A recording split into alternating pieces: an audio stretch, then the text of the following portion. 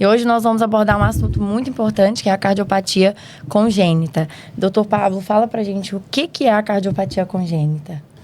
Bom, cardiopatia nada mais é que uma doença estrutural no coração. Então, a criança, né, ela nasce ali com uma doença específica do coração, onde pode ser por problemas em uma comunicação entre um lado e o outro, um probleminha de válvula, um probleminha nas artérias, enfim. Então, a cardiopatia congênita é isso, é quando você tem uma doença estrutural no coração e onde você nasce com ela. Excelente. E, Carol, a criança ela já nasce com a cardiopatia? Ela já nasce com aquele problema, né? Com aquela malformação cardíaca que acontece ainda intraútero, na formação do coraçãozinho. E após o nascimento, ele já tem, na verdade, durante a gestação, se você fizer os exames, você já identifica a cardiopatia. Então, já nasce com ela. E os pais sempre buscam uma causa, né? E quando tem um diagnóstico, eles perguntam, e o que foi que causou isso? O que aconteceu para ter essa cardiopatia? Então, isso realmente é uma dúvida, né? As mães perguntam muito, doutor, eu poderia ter feito alguma coisa diferente? Alguma coisa que eu fiz causou a cardiopatia? Então, nós temos alguns fatores que aumentam o risco, mas não determinam. E quais são os fatores que aumentam o risco? O uso do cigarro, do álcool, né? Medicamentos que não são autorizados para gestantes. Então, tem que consultar o obstetra antes de tomar remédio na gestação. Infecções que a gente pode pegar durante a gestação, certo? Diabetes gestacional é risco para cardiopatia. Idade materna, então, acima de 35 anos também é risco, aumenta o risco. E se eu não tiver nada disso, posso ter um filho com cardiopatia? Pode. Então, é igual a gente fala, aumenta o risco, mas não determina que se você não tiver aqueles riscos, que seu filho não possa ter uma cardiopatia. Outro que conta muito é o histórico familiar. Se na família já tiver histórico de cardiopatia congênita, tem mais chance da criança ter.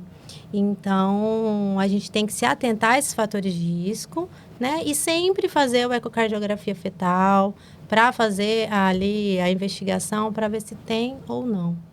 Excelente, porque hoje as mulheres, né, cada vez mais estão tendo filhos mais... a idade mais acima do que acontecia antes.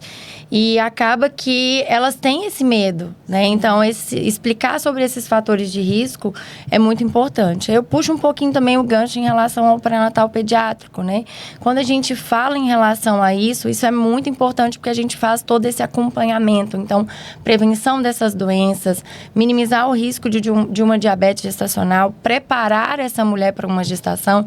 Então, tudo isso a gente vai minimizar riscos de ter uma cardiopatia. Então, isso hoje já vem acontecendo e vem crescendo cada vez mais esse acompanhamento durante a gestação com o pediatra, com o pré-natal pediátrico. Eu posso ainda descobrir na gravidez, doutor Pablo, se o meu filho tem ou não alguma cardiopatia?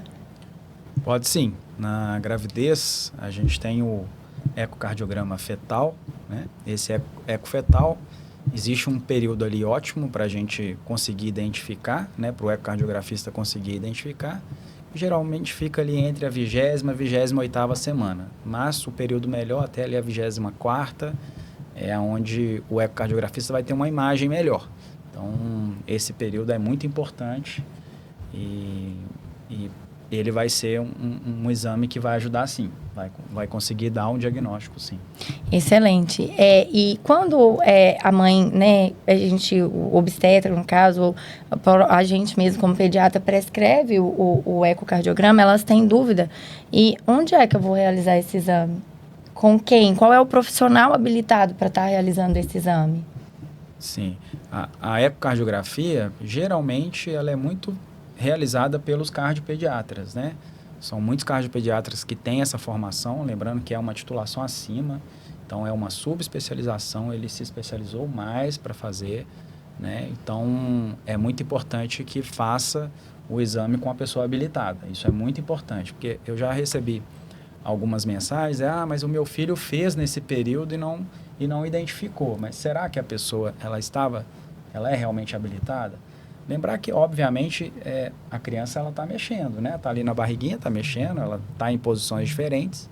Então, pode ser que tenha uma dificuldade no momento do exame, mas o colega que é expert nisso, ou né, faz com bastante maestria, ele vai saber, ele vai falar assim, ó, desse jeito que está aqui, eu não consegui fazer, volta outro dia, vamos tentar fazer de novo, vamos tentar se a gente acha um momento melhor. Então, o próprio colega que faz, ele mesmo consegue identificar.